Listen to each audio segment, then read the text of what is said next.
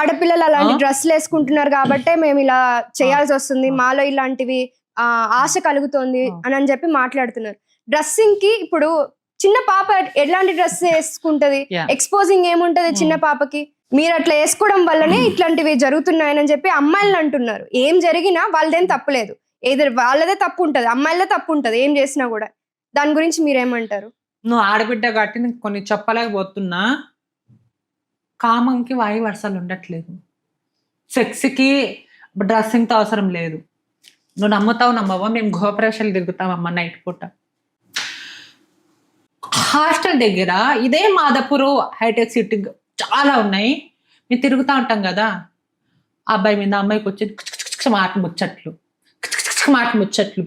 అరే ఆడపిల్ల బిడ్డలారా, మీకు మీ తల్లిదండ్రులు చదువుకొని పంపిస్తే, అవును, కష్టం చేసి వ్యవసాయం చేసి అప్పులు చేసి గిప్పులు చేసి మీకు కష్టపడి మీకు చదివిన హైదరాబాద్ సిటీ నుంచి హైదరాబాద్ పంపిస్తే మీరేం చేస్తున్నారమ్మా?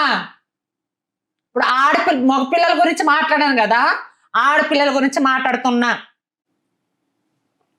మీకు ఆన్ ద స్పాట్ నేను వీడియో రికార్డు కూడా పంపిస్తా. మీకు అబ్బాయి కిందకు వస్తుంటే ఈమె పైన